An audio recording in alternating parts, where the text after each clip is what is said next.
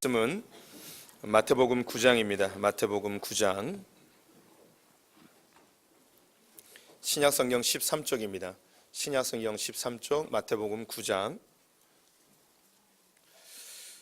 18절부터 26절까지의 말씀입니다. 마태복음 9장 18절부터 26절까지의 말씀, 신약성경 13쪽입니다. 한 절씩 교독하시겠습니다.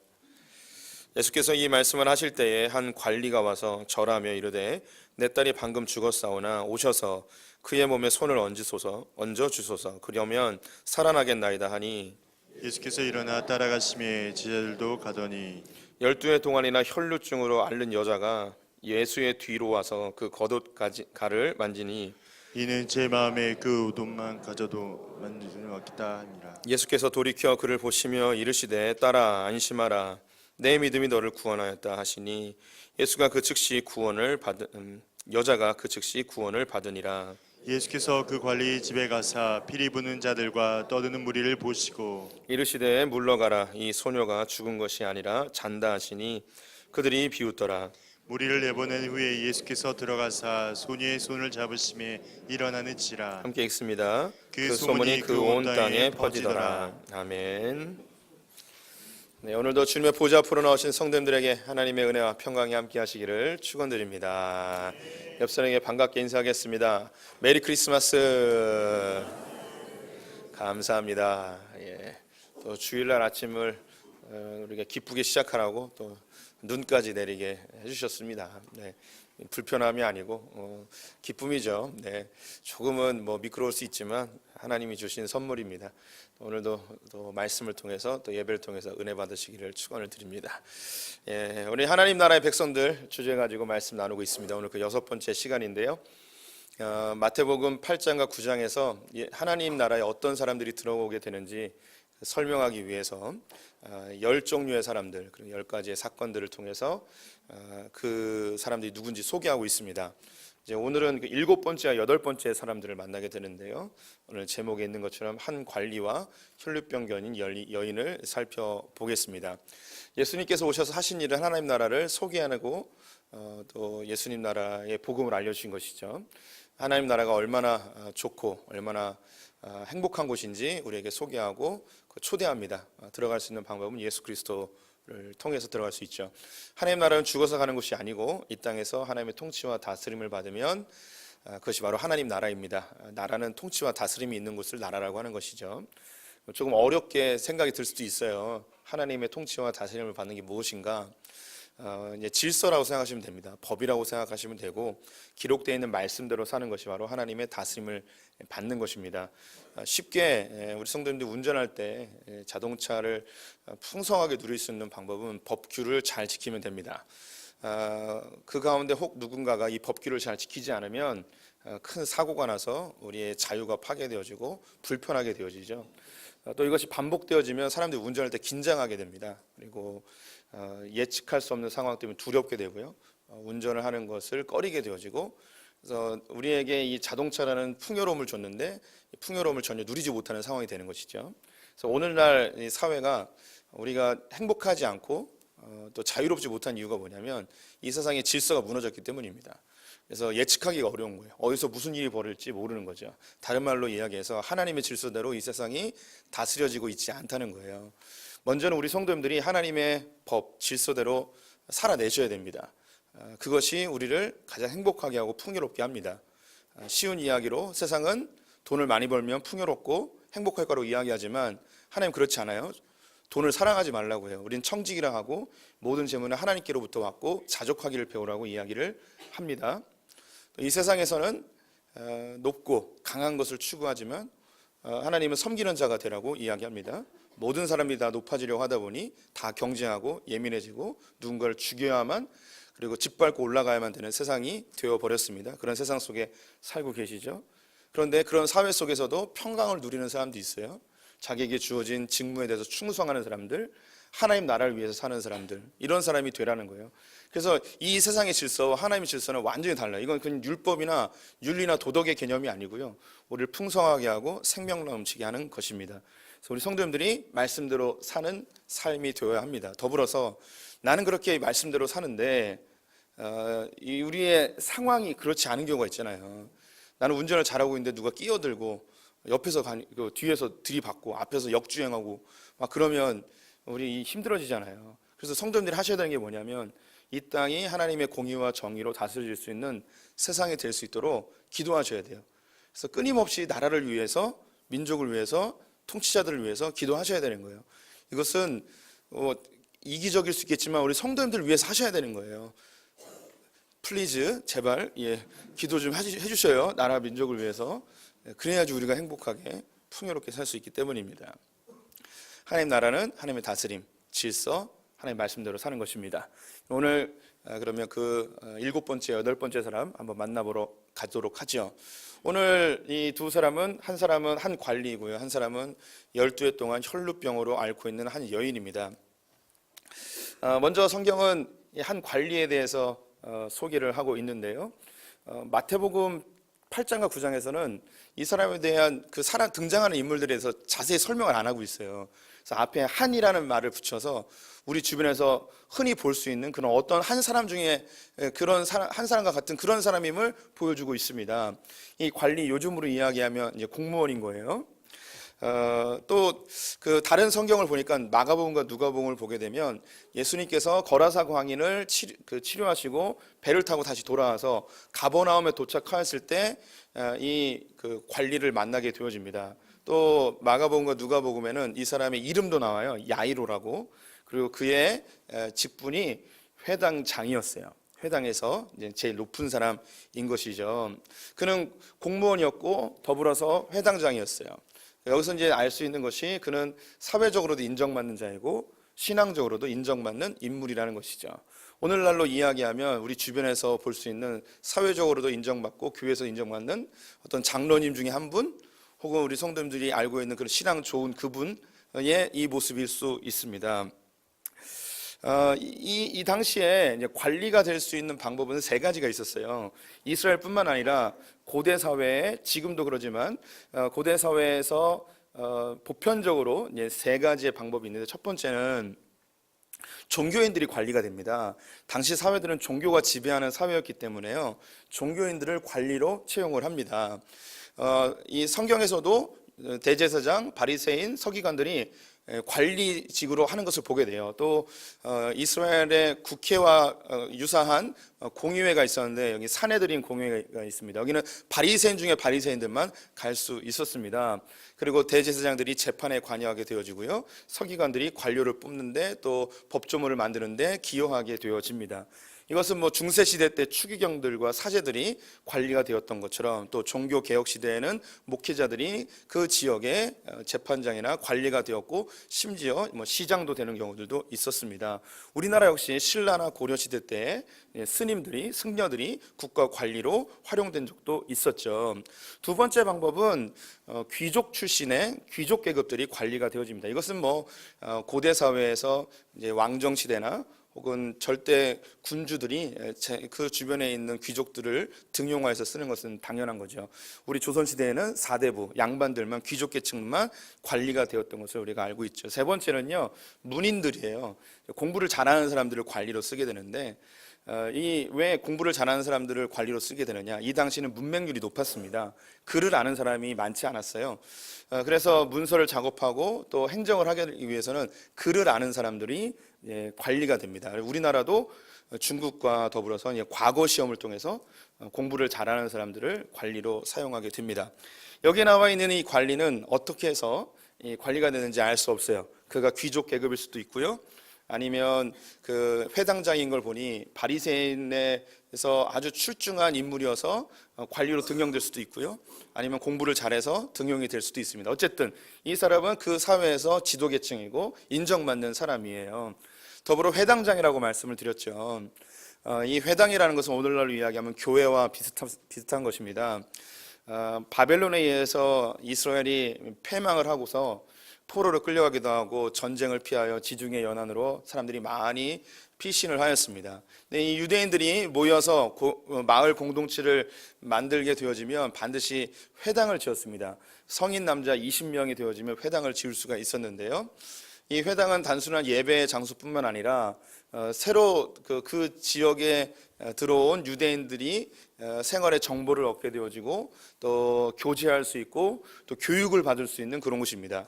뭐 미국이나 해외에 가면 한인 사회에는 반드시 교회가 형성이 되는데 이 교회가 바로 그런 역할을 합니다. 한글 학교도 하고 교제도 하고 예배도 하고 새로 이민 오신 사람들 정보도 제공해주고 또 이런저런 모양으로 많이 도와주는 그런 역할을 했는데요. 회당이 그러한 곳이었습니다. 이 회당에는요, 관리하는 사람들이 보통 한 10명 정도가 있는데요. 순번을 정하여서 관리를 합니다. 그 중에 이 회당을 대표하는 보통 3명의 장로들, 이게 그 어른들이 있는데 회당장이라고 하면 그 장로들 중에서도 제일 으뜸되는 장로인 것이죠. 요즘으로 이야기하면 수석 장로님 혹은 담임 목사님이라고 이야기해도 좋을 것 같습니다. 이 사람은 사회적으로 안정된 경제 생활을 하고 인정받는 그런 사람이에요. 또 이 공동체 안에서 신앙적으로도 또 율법적으로도 굉장히 인정받고 사람들에게 존경받는 그런 인물입니다. 뭐 하나 부족할 것이 없는 그런 인물인 거죠. 이런 사람이 되고 싶지 않습니까? 예. 근데 이분에게 한 가지 마음에 걸리는 무거운 짐이 한 가지 있었어요. 그것이 뭐냐면 자기 딸이 아팠어요. 오늘 본문에 나와 있지 않지만 마가복음을 보게 되면 이 딸의 나이가 12살이에요. 우리 여기서 이제 그 눈치를 채신 분이 있을지 모르겠는데 이 딸의 나이가 12살이고 여기에 동시에 나오는 한 인물 여자가 12해 동안 혈류병에 앓는 여인이에요. 그래서 같은 12이 나오는 거예요. 그래서 이 숫자가 갖고 있는 의미가 있는 거죠. 그래서 이 여인은 12해 동안 아팠어요. 근데 이 딸은 12살이에요. 그래서 정확히는 알 수 없지만 이 딸이 아마도 태어날 때부터 지금까지 지속적으로 아프고 이 아버지에게 큰 짐과 마음의 부담이 되는 그런 아이였을 가능성이 매우 높아 보입니다. 사람들에게는 인정받는 사람이고 신앙적으로도 완벽하고 뭐 하나 부족할 것이 없는 그런 삶이었지만 그 마음속에 늘 부담이 되어지는 하나의 짐, 그것은 바로 자기의 아픈 딸이었습니다. 이곳저곳에서 좋은 것도 먹여보고 의사들, 유명하다는 사람들 다 찾아가 보고 아마 낫게 하기 위해서 열심히 애를 썼겠죠. 하지만 소용이 없습니다. 나이가 점점점 들면서 더 아파지고 움직이지 못하고 제대로 살 수나 있을까 그런 고민들이 많이 밀려왔으리라고 생각이 듭니다. 그의 아내 되는 사람은 여보 이 아이가 이러다가 죽는 건 아닌지 모르겠어 하면 그런 재수없는 소리 하지 마 하면서 애써 부정하려 하지만 이 아이의 미래에 대하여 아무도 확신할 수 없는, 하지만 그 마음속에 늘 아픔으로 다가오는 그리고 간절한 소망이 되어지는 한 부분이죠. 어쩌면 이 관리가 안정된 그 사회적 위치임에도 불구하고 신앙적으로 깊이 들어갈 수 있었던 이유가 어쩌면 이 아픈 딸 때문이 아니었을까 싶습니다. 이 딸을 좀 낫게 하고 싶어서 하나님께 열심히 신앙생활하면 딸이 좋아질 거라는 그런 소망이 그에게 종교에 더 귀하게 하고 더 열심을 내게 하지 않았을까 추측을 해볼 수도 있겠습니다. 그런데 어느 날 동일하게 아침에 출근하려 하는데 아내의 다급한 목소리가 들리죠. 여보 아이가 숨을 쉬지 않아요. 어떻게 하면 좋아요? 이렇게 어수선하던 상황이 벌어집니다. 이때 이 회당장 야이로에게 떠오르는 한 사람이 있었습니다. 단연 예수 그리스도이죠. 이 회당이 어디 있었는지 모르겠지만 가버나움에는 큰 회당 하나가 있어요. 예전에 사진으로 보여드렸는데 베드로의 장모의 집 바로 옆에 이 회당이 있었습니다. 그렇다면 이 회당장 야이로는 예수님이 하나님 나라 말씀을 전하시고 치유의 역사를 하실 때 그 현장에 있었는지 모르겠지만 소문으로는 분명히 들었을 거예요.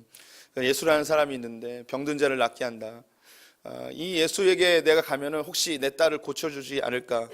예전에 보니까 나병 환자도 고쳤다는 이야기를 듣고 또 로마 군인인 백부장의 하인도 고쳐줬다는 이야기를 들었는데 내 딸을 이 예수라는 사람이 고쳐주지 않을까라는 소망을 가지게 되겠죠.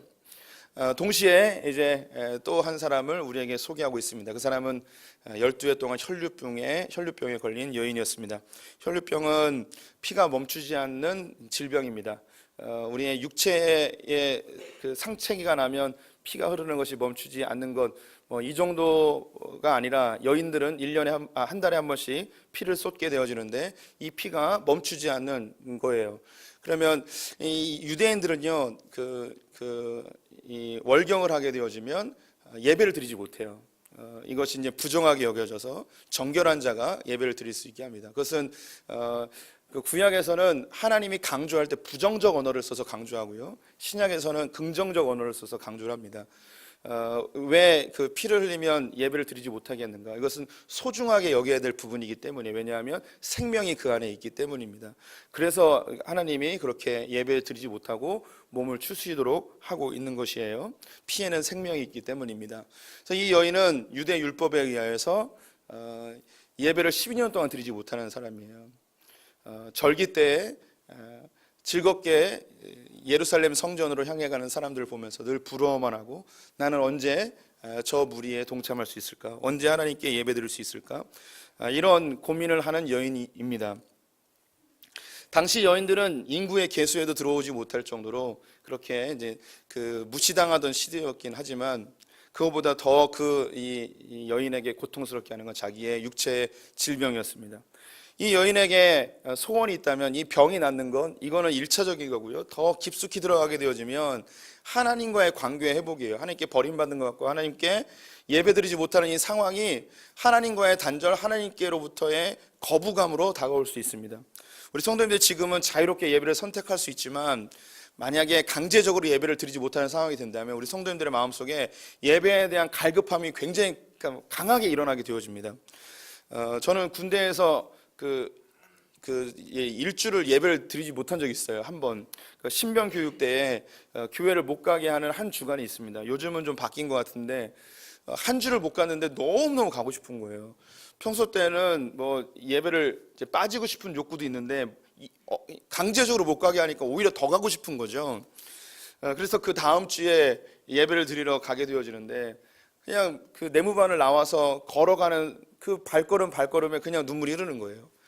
그때 이제 군종들이 와가지고 이제 신병들을 데리고 군대를 교회를 데려가거든요. 그러면 걸어가면서 노래도 부르고 찬양도 부르고 그럽니다. 그냥 걸으면서 이게 눈물 흐르는 거예요. 예배당에 들어가자마자 저뿐만 아니라 많은 사람들이 눈물 콧물 막 흘리면서 예배를 드리는 거예요. 저는 우리나라에서 가장 감격적인 예배는 다 군대에 있다고 생각이 들어요. 예. 그렇게 막 감격적으로 예배를 드려요. 성도님들을 국가에서 강제적으로 예배를 못 드리게 한다면 우리 성도님들 더 모일 거예요, 아마. 더 하나님을 찾고 싶은 마음이 강력하게 들겠죠. 이 여인이 그래요. 12년, 이 12이라는 숫자는 단순한 숫자가 아니에요. 그러니까 상징적 의미예요. 12는 완전수거든요. 이 사람이 답답할 대로 답답한 거예요. 고통스러울 대로 고통스러운 거죠. 제발 이것이 끝났으면 좋겠다. 하나님께 나가서 예배드리고 싶다라는 마음이 있는 거죠. 이 여인이 겪고 있는 상황은 우리의 상황이기도 합니다. 우리 성도님들이 예전에는 예배도 드리고 하나님을 찬양하기도 했는데 어느 순간 하나님과 멀어진 사람이 있을 수 있어요. 내 의지가 아니라 외부적인 요소 때문에 예배를 못 드리는 분들이 있습니다. 주일날도 출근해야 되는 분들이 있어요. 한두 번은 아침 이른 시간에 일부 예배를 드리고 출근을 해보기도 하지만 육체의 연약함 때문에 못하는 거예요. 그러다가 점점점 교회와 멀어지고 하나님과의 관계도 소홀해지고 12년이 지난 거예요. 그렇게 예배를 못 드리며 오랜 시간이 지났을 때 내 마음속에 주님을 예배하고 싶은데 삶의 환경이 그렇지 못하다 보니 이러다가 하나님께 벌 받는 건 아닌가, 하나님 날 버릴 것은 아닌가, 이러다가 내가 죽으면 지옥 가면 어떡하나, 이런 불안감도 몰려오면서 주님께 예배하고 싶은 마음이 있지만 삶의 환경이 바뀌지 않으니 예배를 못 드리는 거예요. 때로는 믿지 않는 남편과 결혼하여서 남편의 억압 때문에 예배를 못 드리는 사람이 있을 수도 있습니다. 혹은 신앙이 다른 시부모님을 만나서 교회 나가는 것을 강제적으로 제어하여서 하나님께 예배드리지 못하는 상황에 놓인 사람도 있겠죠. 경제적 사정 혹은 질병 등 여러 가지 요소들로 하나님이 예배하지 못하는 거예요. 그 마음속에 하나님을 찾고 싶은 마음이 있는데, 주님께 나가고 싶은 마음이 있는데 나가지 못하는 거예요. 환경이 안 받쳐주니까, 환경이 바뀌지 않으니까. 그래서 이 여자는 단순히 육체의 질병이 아닌 하나님과의 관계를 회복하고 싶은 거죠. 뒤에 보면 이제 믿음에 대한 이야기를 나와요. 네 믿음이 너를 구원하였다. 하나님을 찾고 싶어 하는 마음, 하나님께 가까이 가고 싶고 예배하고 싶은 그 마음이 이 여인을 예수님께로 다가가게 합니다. 하지만 이 여인은 혈류병에 걸렸고 또 당시 여성이었고 사회적으로 인정받거나 자기 주변에 아는 사람도 없어요. 예수님에게 가까이 갈 수가 없어요. 그런 사람들 틈을 비집고 들어가서 예수님의 얼굴도 쳐다보지 못하고 그분의 옷자락이라도 만지고 싶은 마음에 가까이 가게 되어집니다. 다시 이제 이 관리에게로 가보도록 하겠습니다. 이 관리가 예수님을 찾아왔습니다. 급한 마음에 1분 1초가 아까운 시간에 예수님을 수소문하여서 예수님이 어디 있는지 알고 바로 달려와 그분에게 무릎을 꿇습니다. 9장 18절 말씀 같이 읽어보겠습니다. 예수께서 이 말씀을 하실 때에 한 관리가 와서 절하며 이르되 내 딸이 방금 죽었사오나 오셔서 그 몸에 손을 얹어 주소서. 그러면 살아나겠나이다. 이 회당장 야이로가 예수님이 있는 곳으로 찾아옵니다. 막 달려왔을 가능성도 있어요. 사람들이 회당장을 보고 바로 알아보죠. 회당장님 여기 웬일이십니까? 야이로님 여기 웬일이십니까? 사람들은 길을 비켜줍니다. 회당장님 오셨습니다. 여러분 길 비켜주세요. 예전에 그 교회들 보면은 담임 목사님 오셨습니다. 예전에 담임 목사님이라는 말도 잘 안 써요. 당회장님 오셨습니다. 그래서 길을 쫙 비키고 식당에 오면 당회장님 오셨습니다. 쫙 이렇게 길이 열려집니다. 얼마 전에 우리 노회 60주년 기념 예배하는 총회장님 오셨어요. 다 목사님들이거든요. 막 60대, 70대 되신 목사님인데 총회장님 오셨습니다. 그랬더니 막 다 고개 숙이고 막 다 자리 마련해주고 좋은 거 다 갖다 주고 막 그렇습니다. 소품교회는 좋아요. 담임 목사가 누군지도 잘 모르고 제가 이제 젊다 보니까는 그 사무실에 외부 손님들이 올 때 있어요. 그러면 담임 목사님 어디 계시냐고 저한테 물어봐요. 이게 뭐 이렇게 청소하고 있으면 담임 목사님 어디 계시냐고. 그러면 뭐 전할 말씀 있냐고. 그러면 제가 담임 목사님께 전달해 드리겠습니다 하고 그냥 보내고 그러고 그러게 돼요.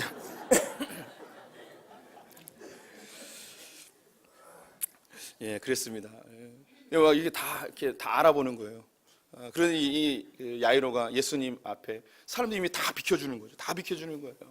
무릎을 꿇습니다. 절을 하는 거예요. 이 절을 한다는 건 극진한 예우를 갖추는 거죠. 이 야이로에게 이 예수님은 하나님의 아들로 메시아로 인정하는 것이 이것에 그대로 다 배워져 있습니다. 내 딸이 지금 죽어가고 있습니다. 빨리 오셔서 이 아이에게 손을 내어 기도해 주시면 이 아이가 살아날 수 있으니 빨리 좀 와주십시오 하며 재촉하는 발걸음을 내딛죠. 그래서 예수님이 제자들과 함께 이 야이로의 집으로 향하려 합니다. 주변 사람들이 막 지지를 하는 겁니다. 예수님 이분은 꼭 고쳐주셔야 됩니다. 이분은 이 회당장님인데 정말 하나님 잘 섬기고 정말 믿음 좋습니다. 이분 가족은 이분 딸은 꼭 고쳐주셔야 됩니다. 막 지지를 해줍니다. 그래서 움직이려고 하는데 누군가 자기의 겉옷을 만진 것을 느끼게 되어져요. 예수님이 자기 안에서 어떤 능력이 흘러나간 것을 느끼게 되어집니다. 이건 뭐 굉장히 초자연적인 것으로 이렇게 서술이 되어 있지만 예수님이 곧 하나님이시기에 이 정도는 당연히 지각할 수 있는 분이라고 생각이 듭니다.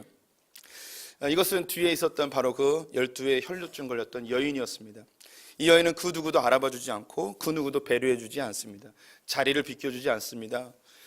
자기 스스로 이것을 삐짓고 들어가 예수님 얼굴을 보고 이야기할 수도 없고 또 예수님 앞에 무릎을 꿇을 수도 없는 그런 상황입니다. 그냥 이 예수님의 옷자락이라도 잡으면 거기에 스치기만 하여도 내 병이 나을 거라는 그분이 능력 있고 하나님의 아들이고 나를 치료할 수 있는 분이기에 그분을 찾아간 것이죠. 여기서 성경은 전혀 다른 두 사람을 비유해 주고 있는 거예요. 한 사람은 관리 공무원이고 회당장이에요. 사회적으로 종교적으로 사람들에게 인정받는 사람이에요. 모든 사람이 배려해주고 자리를 비켜줘요. 한 사람은 여인이에요. 혈류병에 있고 공동체에도 참여하지 못하고 예배도 드리지 못하고 사회적 약자예요. 아무런 능력도 없어요. 이 여인이 나타났을 때 그 누구도 배려해주지 않고 자리를 마련해주지 않아요. 이 두 사람이 있습니다. 그런데 이 두 사람에는 같은 문제가 있는 거예요. 그래서 그들의 마음속에 해결되지 않는 12해 동안 고통스러웠던 자기의 딸의 문제와 자기 자신의 질병의 문제가 있는 것이죠. 이 두 가지의 문제는 하나님께 가까이 가지 못하게 하는 거예요. 이 회당장은요, 사회적으로 인정받고 공동체에서 신앙적으로 인정받지만 그 마음속에 하나님 앞에 가까이 가지 못하게 하는 삶의 무거운 짐이 있는 거죠. 이 문제가 좀 시원해지면 하나님께 자유롭게 하나님께 예배하고 하나님을 섬길 수 있을 텐데 그 마음속에 늘 기뻐하려고 해도 기뻐하지 못하는 거예요. 우리 성도님들 가족 중에 누가 아픈 사람 한 명 있는 적 있으시죠? 요즘 독감이 유행하는데 독감 한 명만 있어도 집안 분위기가 우울해져요. 저희 둘째 아들이 얼마 전에 독감 때문에 일주일 동안 알아 누웠습니다. 저희 아내에게 제가 영화 좀 보러 가자고 그랬어요. 하루는 못 가겠대요. 아들이 아픈데 어디 가냐요. 그러면서 이제 저희가 막 얘기한 거예요. 아들이 일주일 아픈데 아무것도 못 하는 거예요. 약간 짜증 나더라고요. 아들이 아프니까 아내하고 데이트할 시간도 없는 거예요. 저희는 월요일 날밖에 안 놀잖아요. 근데 월요일 날 아픈 거예요. 너무 마음이 아프더라고요. 이 회당장 야이로는요, 자기 딸이 12해 동안 아픈 거예요. 예배를 드려도요, 같이 말씀을 나눠도 공동체는 다 웃어도 나는 못 웃어요. 사람들이 같이 식사하는데 다 기뻐하는데 나는 안 기뻐요. 겉으로는 웃죠. 마음속에 지금도 집에 누워있는 딸 생각이 나는 거예요. 어디 공동체에서 아유 장로님, 우리 목사님, 우리 야유회로도 가요, 들놀이로 가요. 그래서 갔어요. 푸르른 자연 속에 있는데 그걸 마음껏 못 누리는 거예요. 왜냐하면 그 좋은 데 가도 집에서 누워있는 딸 생각이 나는 거예요. 충분히 공감이 되실 거예요. 이 회당장 야이로는요, 사회적으로 인정받고 교회에서 인정받지만 하나님께 예배 드릴 때마다 그 마음속에 무거운 짐이 있는 거예요. 해결이 안 되는 거예요. 이 12해 동안 혈류병 걸린 여인, 이 여인은 하나님과 제일 멀리 떨어져 있는 사람이에요. 제일 멀리 떨어져서 하나님께 나가지도 못하죠. 근데 이 야이로는 제일 가까이 있음에도 불구하고 하나님과 심정적으로 너무나 멀리 떨어져 있는 이 두 사람을 같이 보여주고 있습니다. 우리 성도님들은 지금 이 12의 혈류병 걸린 여인이 아닐 수도 있어요. 우리 가운데는 수년 동안 교회 다니지 못하다가 최근에 나오신 분들이 있어요. 이런 사람들은 오히려 이 12에 걸린 이 여인과 같은 분들이죠. 하나님을 멀리 떠났다가 그 마음에 심령에 부담감이 강력해서 주님께 나오신 분들, 어떤 사고나 질병이나 사건 때문에 주님께 나오신 분들이 있어요. 이 야이로, 이 12에 혈류병 걸린 여인과 같은 그분들이에요. 근데 이 가운데 대부분 어떤 분들이냐, 어쩌면 이 회당장 야이로와 같은 분이에요. 사회적으로도 평안해요. 교회 내에서도 인정받는 신앙 좋은, 예배 잘 드리고 봉사 잘하는 분이에요. 근데 그 마음속에 여전히 해결되지 않은, 들키면 안 될 것 같은 나의 삶의 그 무거운 짐, 하나님과 나만 아는, 근데 하나님께 해결해 주지 않는 것 같은, 내가 하나님께 종교적으로 뭔가 열심히 하면 해결될 것 같았지만 안 됐던 그 부분,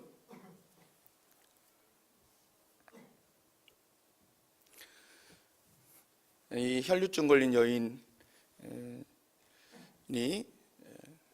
자기의 옷을 만진 것을 느끼시고 마가복음에서 이렇게 이야기합니다. 마가복음 5장 말씀 같이 읽어보겠습니다. 이에 그의 혈류 근원이 곧 마름에 병이 나은 줄을 몸에 깨달으니라. 예수께서 그 능력이 자기에게서 나간 줄을 곧 스스로 아시고 무리 가운데서 돌이켜 말씀하시되 누가 내 옷에 손을 대었느냐 하시니. 9장 2절 말씀 연속해서 읽겠습니다. 예수께서 돌이켜 그를 보시며 이르시되 따라 안심하라. 내 믿음이 너를 구원하였다 하시니 여자가 그 즉시 구원을 받으니라.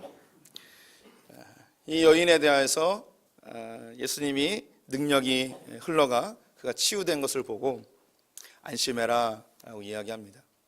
누가 날 만졌냐 이야기할 때 제자들이 사람이 이렇게 많은데 누가 만졌는지 어떻게 알겠습니까? 근데 예수님이 알고 있죠. 주변을 돌아보니 한 여인과 눈이 마주칩니다. 이 여인은 두려웠습니다. 질책당할까 봐. 그래서 바로 무릎을 꿇고 이러이러해서 주님의 옷자락을 만졌습니다. 겁내하는 이 여인에게 안심해라, 두려워하지 마라, 네 믿음이 너를 구원하였다. 구원이라는 것은요, 돈을 못 갚은 사람이 이 채무가 해결되는 것이고요, 종살이 하던 사람이 이 종의 지위에서 해방되어 자유케 되어지는 거예요. 하나님과의 관계 속에서는요, 우리가 죄인이었는데 이 죄의 문제가 해결되고 하나님과의 관계가 회복되는 거예요. 다시 하나님께 나아갈 수 있게 되는 것 그 자체가 바로 구원인 것이죠. 안심해라, 네 믿음이 너를 구원하였다. 네가 하나님에 대한 그 마음, 하나님께 나아가고 싶어하는 그 마음, 하나님이 이미 아셨으니까 너의 부족함, 너의 연약함, 너의 죄악들, 네가 해결하지 못하는 삶의 부분들 내가 해결해 줄 테니까 걱정하지 마. 안심해라, 너는 이미 구원받았어.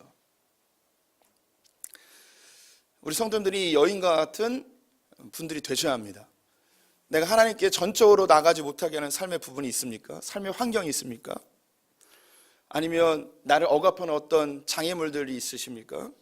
그때 하나님께 나와서 정직하게 구체적으로 주님께 아뢰시기를 부탁을 드립니다. 성경을 보면요, 찾고 두드리고 구하는 자에게 주세요. 저절로 되지 않아요. 성도님들의 삶에 장애물이 있으면 그 부분이 해결되게 해달라고 주님께 간절하게 기도하셔야 돼요. 주의를 온전히 지키지 못하게 하는 어떤 부분이 있습니까? 자꾸 무슨 일이 생깁니까? 하나님께 기도하셔야 돼요. 하나님, 내가 주님께 온전히 예배하고 싶습니다. 주님께 나가지 못하게 하는 이 부분 주님께서 해결해 주십시오. 그럼 주님이 말씀하실 거예요. 안심해라. 네가 나에게 가까이 나가고 싶어하는 그 마음 내가 아니, 내가 해결해 줄게. 이런 은혜가 있기를 축원을 드립니다. 그리고 이 상황을 보고 있었던 이 회당장 야이로 1분 1초가 아까운데 마음이 졸인 거죠. 예수님이 이 여인을 치료하고 집으로 향했습니다. 하지만 이미 집에는 이미 초상꾼들이 와서 고글하고 있고 피리를 불고 있습니다. 다 치우라고 합니다. 죽은 게 아니라는 거죠. 사람들이 비웃습니다. 9장 23절에서 25절 말씀 같이 읽어보도록 하겠습니다. 예수께서 그 관리의 집에 가서 피리 부는 자들과 떠드는 무리를 보시고 이르시되 물러가라, 이 소녀가 죽은 것이 아니라 잔다 하시니 그들이 비웃더라. 무리를 내보낸 후에 예수께서 들어가사 소니의 손을 잡으시며 일어나는지라. 죽은 게 아니다, 잔다 이야기하며 이 소녀를 일으켜 세우죠. 다른 본문에는 달리다굼이라고 되어 있어요. 소녀야 일어나라 이야기하는 거죠. 이 소녀가 자유케 된 건 이 소녀를 위한 게 아니에요. 이 회당장 야이로를 위한 거죠. 그 마음의 무거운 짐이 싹 사라지고 하나님께 전심으로 예배할 수 있는 상황으로 바꾸어 주신 것입니다.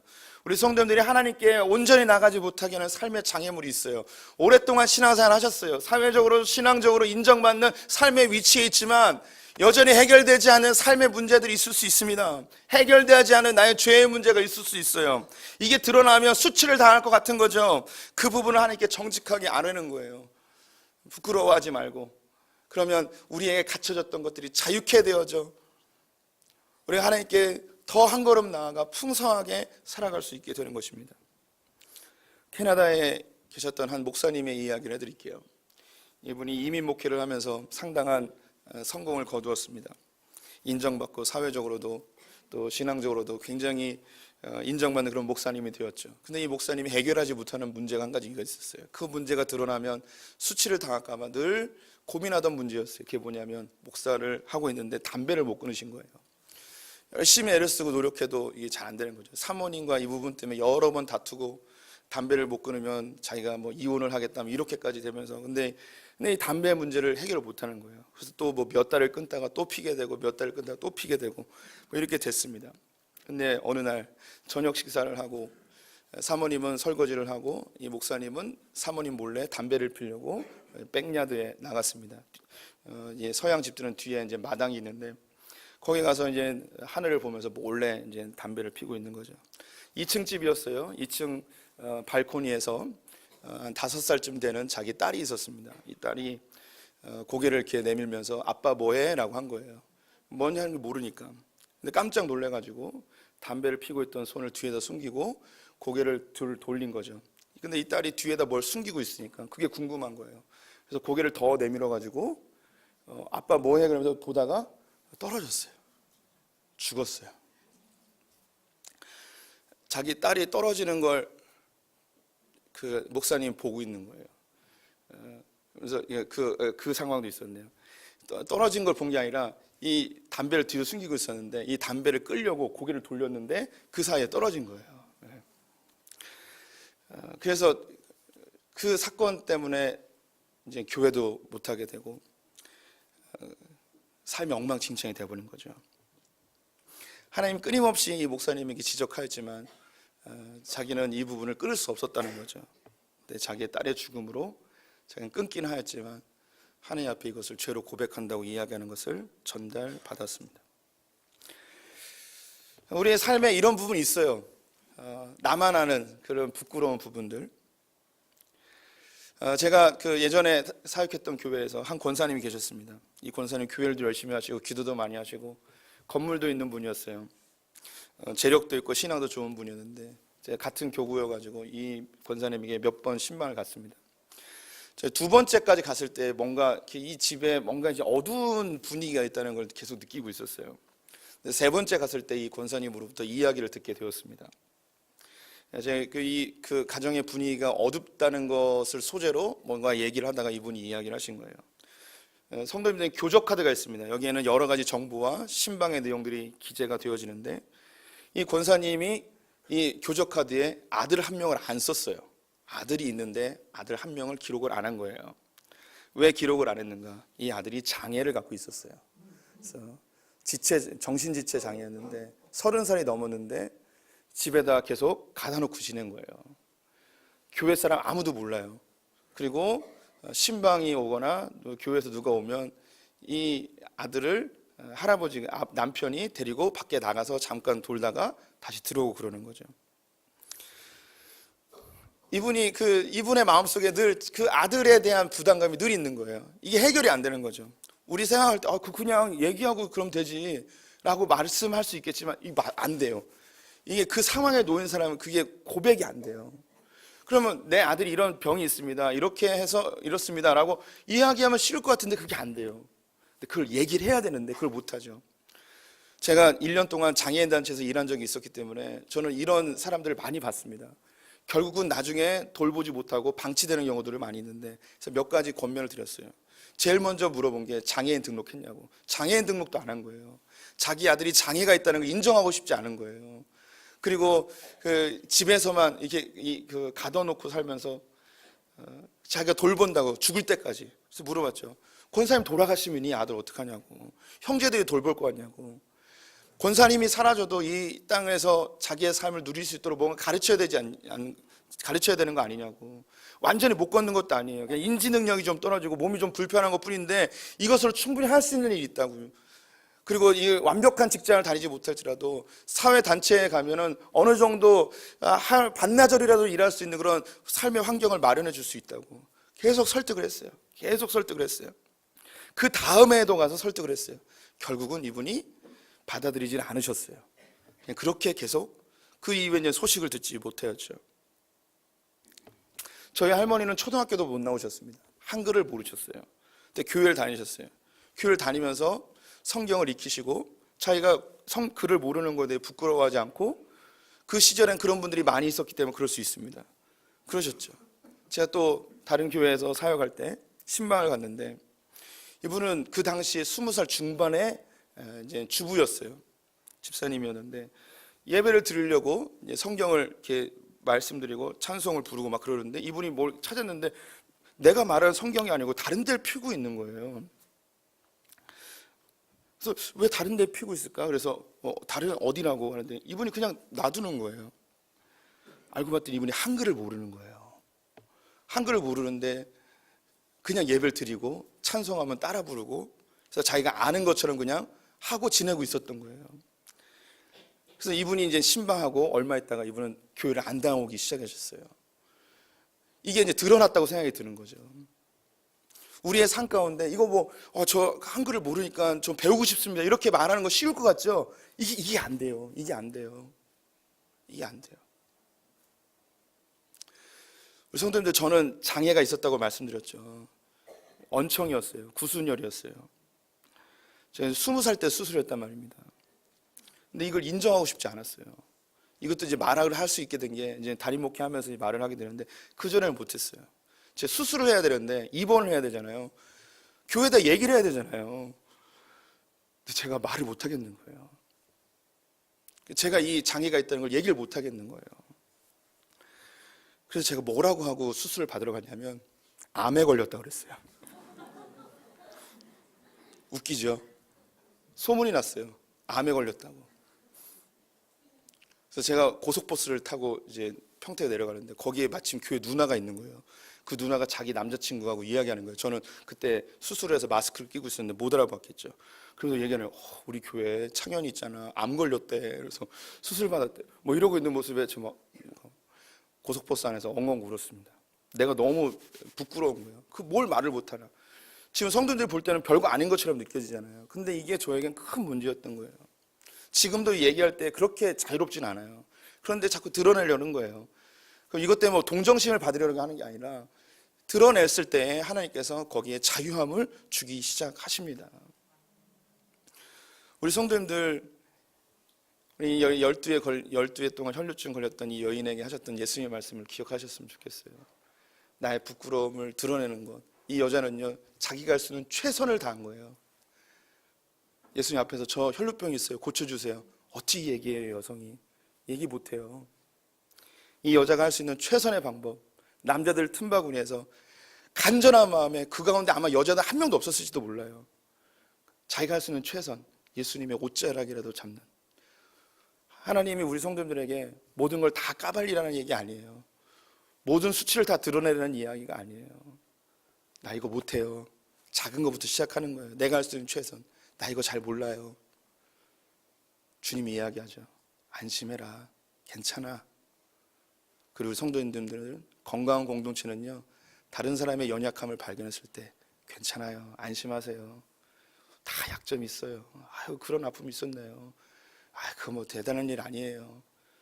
우리도 다 그런 아픔이 있어요. 라고 이야기하는. 그래서 주님 앞에 담대하게 나가는 분들, 이런 분이 하나님 나라 백성이 되어집니다. 히브리서 4장 15절 16절 말씀 같이 읽어보겠습니다. 예수께서 우리에게 있는 대제사장은 우리의 연약함을 동정하지 못하시리가 아니요 모든 일에 우리와 똑같이 시험을 받으신 이로되 죄는 없으시니라. 그러므로 우리는 긍휼하심을 받고 때를 따라 돕는 은혜를 얻기 위하여 은혜의 보좌 앞에 담대히 나아갈 것이니라. 예수님이 우리를 동정 못하시는 분이 아니에요. 우리와 함께 체휼하신 분이에요. 똑같이 고통을 당하신 분이에요. 그래서 우리의 아픔을 다 아세요. 주님께 아뢰면 예수 그리스도 보혈 의지해서 주님의 보좌 앞으로 담대히 나아가는 분들 되시기를 축원을 드립니다. 기도하겠습니다. 하나님과 우리 사이에 막혔던 담 무너뜨리시고 담대히 나아갈 수 있는 은혜를 주시니 감사합니다. 안심하라고 말씀하시는 주님 감사합니다. 오랫동안 웃고 있었지만 마음속에 병들고 있었던 내 모습을 보게 됩니다. 육체는 하나님께 가까이 가고 있었지만 마음은 해결되지 않는 삶의 문제와 기도 제목 때문에 점점 더 멀어진 것을 보게 됩니다. 겉으로는 웃고 있었지만 속으로 울고 있었던 우리의 모습을 발견하게 됩니다. 하나님, 주님 앞에 정직하게 하시고 안정감을 누리며 고백할 수 있는 공동체 되게 하여 주시옵소서. 예수님의 이름으로 기도드렸습니다. 아멘.